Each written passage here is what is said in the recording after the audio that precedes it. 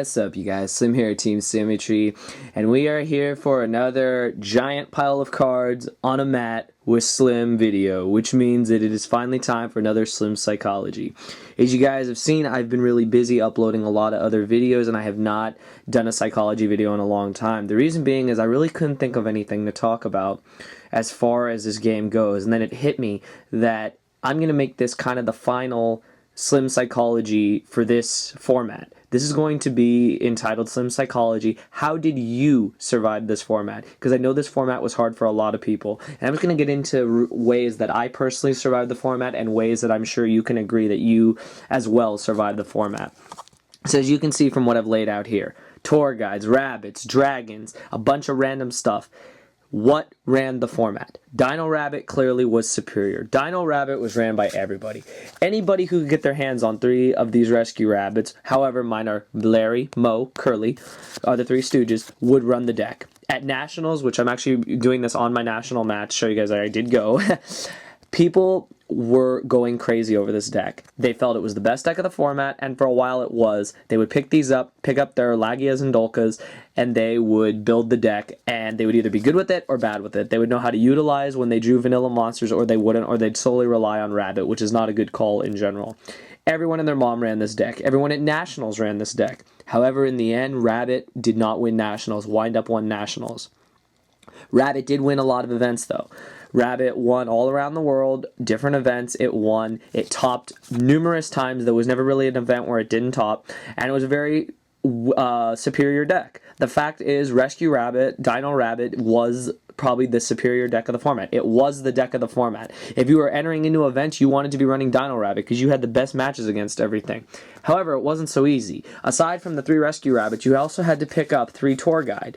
Now, until recently, the only way to get Tour Guide was like this. You had to get 3 original secret Tour Guides. They were not cheap. Now that they've been reprinted, a lot of people picked them up, got their set for cheap, probably less than $100 for the set easily, and then would build Dino Rabbit if they picked up the rest of the stuff. Now that Tour Guide is out, I feel that the format would have been a lot more fair. If you were a good player, you could play against Tour Guide, know how to utilize Tour Guide, and know how to play with it and against it. That's what I felt defined a good player, and that's what basically happened.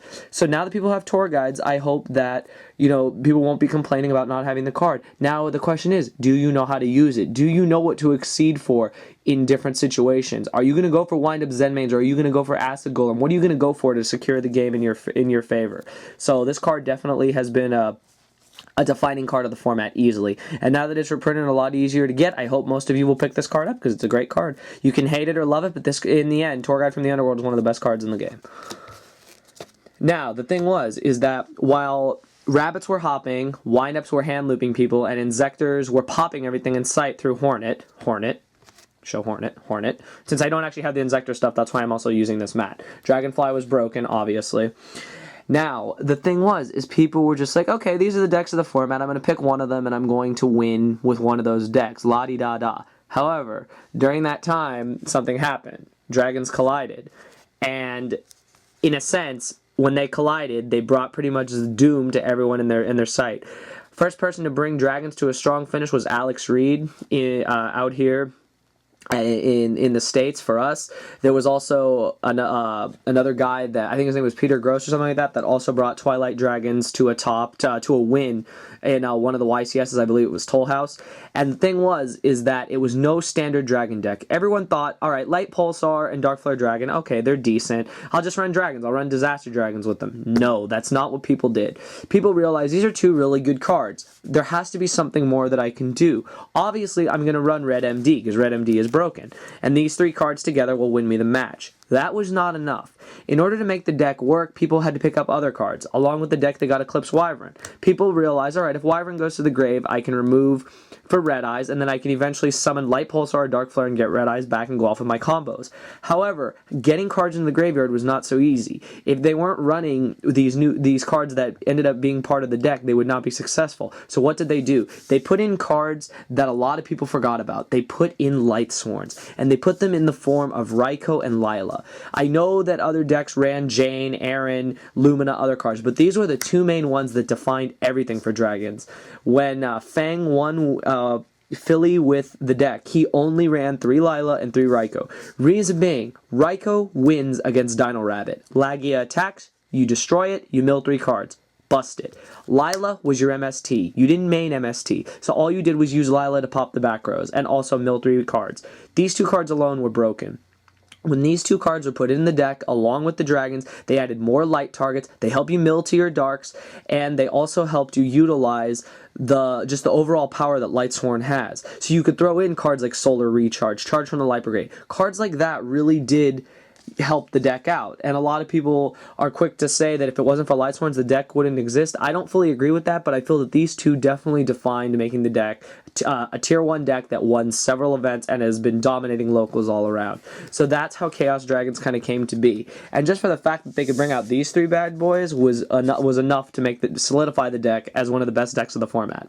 However, these cards took a beating when priority was taken away. All 3 of these cards could be bottomless. All 3 of these cards were susceptible to Effect Veiler. Now, the thing is that Dragon players didn't care. You Veiler this? Cool. You bottomless this? Cool. You get rid of this? Cool. I'm still just going to bring out another dragon and I'm going to just still go for OTK. So these cards alone added more power to the deck than it already had. So these cards alone were busted. Now the thing was, though, is how did dragons consistently win? How did they always have the advantage over the opponent? They did it through one of the old school cards that will probably get banned. They did it through Future Fusion. Sending the 5 essential dragons for 5-headed dragon and setting up your graveyard was the way they won. If you opened with Future Fusion, you usually were winning the game because you had your graveyard set up and you could just go off from there. You could Future Fusion and also you could Tour Guide and do all your plays in one turn and it was broken. So this card alone defined dragons and solidified them as one of the best decks of the format. Now the thing is how did you survive against a deck like that? Not only that, but the deck included 3 Tour Guide and Sangan, of course. It also included Card Trooper to mill more cards. It included a lot of different cards. How were you supposed to survive against that deck? A lot of people thought about it. They thought, this format, I have to main 3 Veiler. I have to Veiler the Rescue Rabbit. I have to Veiler the Inzectors. I have to Veiler the Windups. What can Veiler do for me against dragons except from hit Tour Guide and possibly hit a couple other cards? It wasn't that solid a card. They had to realize that in order to survive against a deck like that, I need to start siding and main decking cards that are going to really help me in that match. Cards that I feel that really defined things like that were cards such as Level Limit Area B, Soul Taker, and Kaiku the Ghost Destroyer. These are my 3 favorite cards to side in against Chaos Dragons. I've played probably a total of 12 to 15 matches in competitive regionals and at nationals against Chaos Dragons. I only ended up losing a total, I believe it was 3 matches out of all those matches. And the thing is that these 3 cards alone were what won it for me. Being able to stop them from removing, banishing all their targets was key to winning. Getting rid of the Light Pulsar and making it miss timing was broken. Locking them down completely was another great thing. These 3 cards alone solidified my win against Chaos Dragons. And there were also really good cards against other decks as well. People just didn't take it into account. This was good against Shining. This was good against Inzectors. This was actually really good against Inzectors. Once you remove their Hornet and stuff, they were really left with no play. And Level Limit was just a really good card against that deck overall in general. Now the thing is for the rest of the format, you had to decide, how am I going to run my traps? How am I going to prepare against all these decks? Torrential came to 2, it became a staple. Bottomless became a new main deck card to combat Chaos Dragons and Dino Rabbit together. This card is devastating to Dino Rabbit. Removing both Cobblezills or both Sabersaurus pretty much wins the game for you. And people started to main deck 2-dimensional Prison again. While it was bad against Inzectors, they mained it against the decks that could hurt, such as Chaos Dragons and Dark World and Dino Rabbit. These cards alone became staples in pretty much every deck, and throughout this entire format, they have really shaped how the match was going to go, whether it was in your favor or not. Back onto Dino Rabbit. Were you one of those people that main deck Macrocosmos? I was not. I was never a fan of main decking Macrocosmos. I didn't feel it was effective enough against enough decks. So what I would do, along with many other players who ran pretty much any deck that didn't rely on the graveyard, we would side 3 Macrocosmos. This card alone would shut down Inzectors, it would shut down Dark World, and it would hurt Chaos Dragons. These became a staple in pretty much every side deck this format, and they definitely were another card that defined the format. I feel that Macrocosmos will continue to be a card that defines the format, because there will always be decks that rely on the graveyard, and by locking down the graveyard, you're in a winning position pretty much any time in the game. So these cards became a staple in pretty much every side deck around there. On to more other things. With MST at 3, how many people main 3 MST? A lot of people did. Some people would cut to 2. Chaos Dragons ran none. They sided them.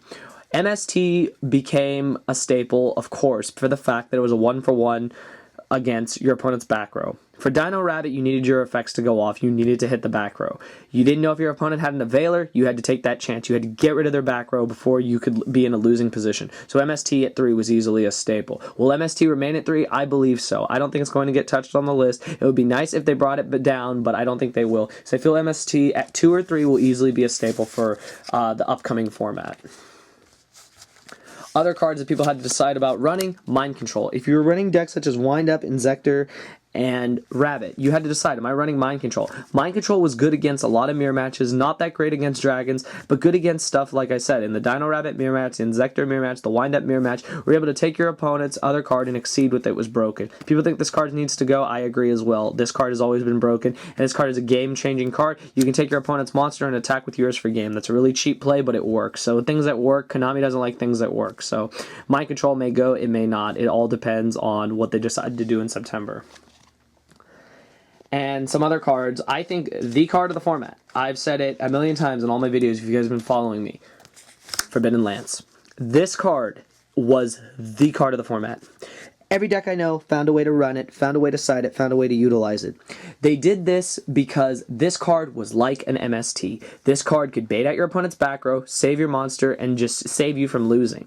This card was even used in Dragons. If you would try to bottomless their Dragons and just chain Forbidden Lance, you pretty much lost at that point. If you couldn't stop them from going off, you were done. When Dino Rabbit would bring Lagia to the board, they didn't want to waste their negation like a Dark Hole or a Smashing, they would just Lance it. Your next summon would be negated and you would be in a losing position. Forbidden Lance was easily the defining card of the format above all other cards. I feel this card was used in every deck. It was utilized properly. Some people ran 2, a lot of people ran 3. If you ran Jurek Guaiba in Dino Rabbit, you ran 3. I personally like 2. I think it's just a really good card, and I think it'll be a staple in pretty much every deck for the upcoming formats. So this card is great. It's been reprinted. It's easy to get. I highly suggest everyone who can picks these up immediately. Definitely the card of the format. And that's pretty much it on like what we've been going through, what we've needed to stop in the process. Everyone is talking about what's going to happen to these guys, what's going to happen to Dino Rabbit. Dolka is being reprinted. Will Lagia get hit to 2 or 1? I hope so, to slow down the deck. Dolka will not probably get hit. It's getting reprinted, like I said. Other cards that have slowly come to define the format. Temtempo. This card is broken. Amazing against Zen mains, amazing against Exceeds in general. If you run Tour Guide or any ways to make rank 3s, you should really use this card. A lot of people regretted not using it, and it can single-handedly win you games.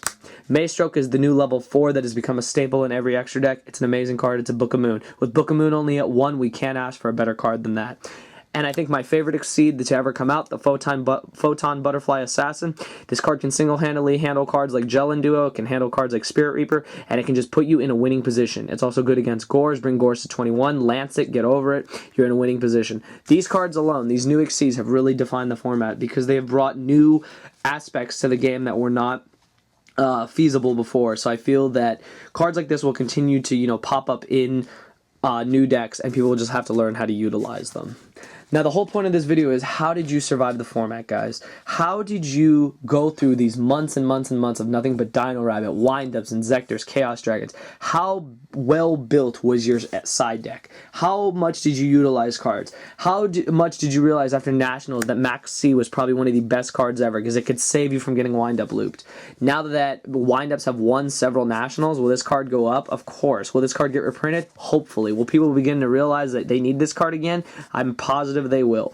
This card will definitely become probably the next card of the format if things stay the way they are. Should people have really side decked this? Absolutely. Were you guaranteed to draw it? Absolutely not. But in the end, I feel that Maxi was definitely a good card, and I was glad that I sided it. Even though in my time at Nationals, my time at Regionals, I have not played a single wind-up. That's just ridiculous. I couldn't believe it that through all my matches, hundreds and hundreds of games, I rarely played against wind-up in main events, but I was ready. So I feel that this card was definitely a staple, and I was glad it was there. Now, looking forward to the new format, what's going to happen, you guys? What is Konami going to do? Are we going to be in a new format where decks such as Dino Rabbit, Chaos Dragons, Inzektors, and Wind-Ups no longer exist? Or are they going to come back and still be the dominant decks but in a new way? I don't know, and I won't know until the ban list is revealed.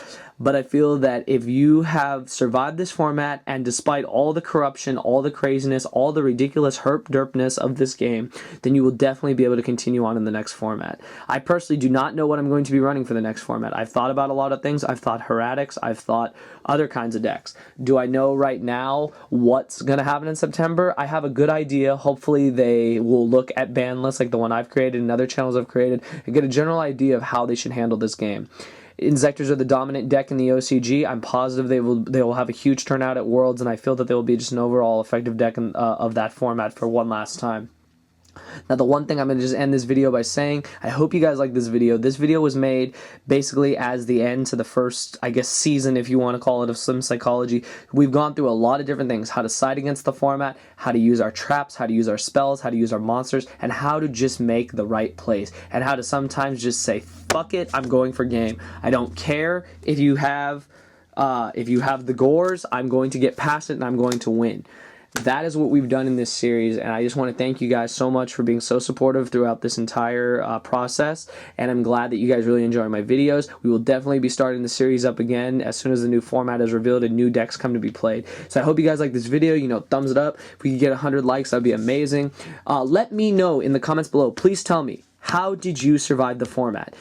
How did you rise above all these crazy decks and win? What deck did you run, and what did you do differently that brought you out on top? So I hope you guys like this video. There'll definitely be more videos from me. I just want to say thank you for all the continued support. Thumbs up this video. Slim Psychology will be continuing as soon as the new format is revealed, and I just hope that we have a more balanced format in the future. So I hope you guys enjoyed this video, and I will definitely see you in my next installment of either Slim Chat or Tech for Thought. That's all I got to say, you guys. Thank you for watching.